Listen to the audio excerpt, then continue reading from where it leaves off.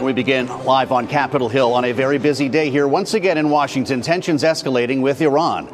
A power struggle over control of Greenland. And of course, questions this week about the independence of the Federal Reserve. We tackle it all now with a special guest. Republican Senator Thom Tillis of North Carolina is with us. He serves on both the Senate Banking Committee and the Senate Judiciary Committee. And Senator, it's great to see you. Thanks for being back on Bloomberg TV and radio. You're the man of the hour, which is why we came up to Capitol Hill to talk to you. And I'm going to start with Iran on this parade of issues that we have to discuss here. The president saying earlier today that the violence has stopped. The killing has stopped, he said, and the executions have been canceled. Is any potential strike canceled as well? Look, if he's heard that from sources on the ground, I'd have to see the sources. But this is a murderous regime that never stops killing. It's just a matter of how many, not whether or not they're pursuing it. So I'm very skeptical that something overnight could have actually occurred to have gotten from thousands to zero. Just doesn't make sense to me. Pretty remarkable. You had a speech on the floor of the Senate the other day in which you said that you are sick of stupid. Made a headline in the Washington Post, and you were talking in that speech about the people around the president, not Donald Trump himself. Is he getting bad advice? I think the president is. I've enjoyed a good relationship with the president. It's probably different from other members. I'm very direct. Look, I spent 20 years in top-tier management consulting. I spent 20 years in legislative politics. I like to think that I can help look around corners. I see advice here that's not taking care of the president's best interest. The Greenland position is a good example. We need people to make sure the president has a fully weighted set of criteria before he moves forward on some of these policies. I see no path where his aspiration for Greenland occurs unless it's a negotiation and something far short of what he has in mind. We talked to Senator Chris Coons at this time last evening, who I know is taking part in a bipartisan codel to Denmark with you and others. He was strident in his language, making it clear that NATO is at stake. Is that where we are? No, I think we're going to get into a little bit of hyperbolic language here. Chris is a friend of mine. He's a Democrat. I could see where he's may take that position. But I've been the Republican leader of the Senate NATO Observer Group since 2018. Yes. I'm going there to reassure everyone that unlike what angered me last week was one of the president's advisors making the statement that it was the position of the U.S. government that Greenland would become a part of the United States. He doesn't have an election certificate. He is not a member of the Article 1 branch. I am. It can be his position. It can currently be the position of the president. But the people, the people in Denmark, the NATO countries, our allies, our partners, the people who have gone to war with us, fought side by side with us, lost lives when they came to Afghanistan, consistent with their Article 5 commitment in NATO. I want to make them very aware of the fact that there is not support for this in Congress, regardless of what they may say in the White House. I think that an illegal taking of another territory and from a sovereign nation and a member of NATO is just not good advice. And I'm going there to tell them there's at least one branch of government that stands with the NATO alliance. It's still wanting to achieve the president's goals. Of course, we need to project power in the Arctic. Of course, we need to counter what were the first ever joint military exercises with China and Russia in the Arctic. Let's get there in a faster, more sustainable, less acrimonious way that strengthens the nation alliance, not putting it into question. We've heard a lot of justifications for this idea. It was critical minerals. It was strategic importance. The fact that it was a neighbor. Today, the president says we need Greenland to build the Golden Dome. Would you be able to assure officials in Copenhagen that there will be no military action against Greenland? If there is military action against Greenland, I will be one of the first people to file and co-sponsor a War Powers Resolution. It will pass. That is what I'm trying to communicate to the president. We want to help him. I support the vast majorities of the president's policies, have in the past, will in the future. But we have to speak truth to power when the single most important alliance in the history of the democratic world is put into question, and it shouldn't be. So if I understand with the meeting with the foreign ministers that they came away frustrated and that Vice President Vance may have taken a different position, I just respectfully disagree. Just to be clear, this is not the way you strengthen alliances that are vitally important for the safety and security of this world. Understood. To be clear, the existing arrangement that we have with Denmark and with Greenland would allow us to position that's Golden why, Dome elements, would it not? As a fiscal conservative, think about this. We don't have to pay whatever we have to pay or go to the expense of whatever it would take to take this country and then have it discounted with all the loss of alliances. At our height, we had as many as 17 military installations there. There's no question that that Denmark and that Greenland would like to have American technology to potentially fully realize the rare earth minerals potential they have there. Yeah. There's no doubt that the infrastructure that at one point allowed as many as 17 military bases could be modernized, and we could be there with an ally projecting power in a contested part of the world. That's what I mean. It would cost us less money, it would produce less tumult, and give us the same sort of capability. What is not to like about that plan? The question I have is, did anyone actually tell the president that all that was possible, and it was possible not because of some future planning, but because it's been that way in the past? Right, yes. All of that said, we've also got something cooking in Venezuela. Oh, yeah. Should there be a war powers? No, I think that by voting for the War Powers resolution that Senator Kaine, look, it's a messaging exercise, right? How are they different? I'll explain. Number one, it's a messaging exercise. Does anybody really believe that this president wouldn't veto it? And it is subject to veto authority. Sure.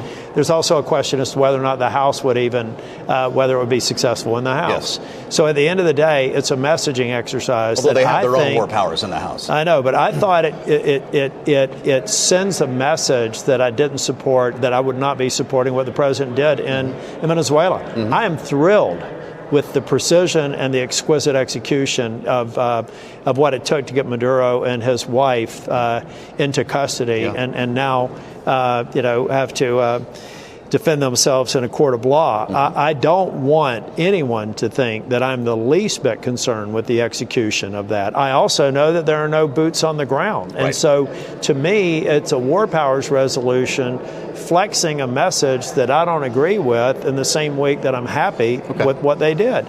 In the future, if boots go on the ground, of course we're going to have a war powers resolution. That's the line for you.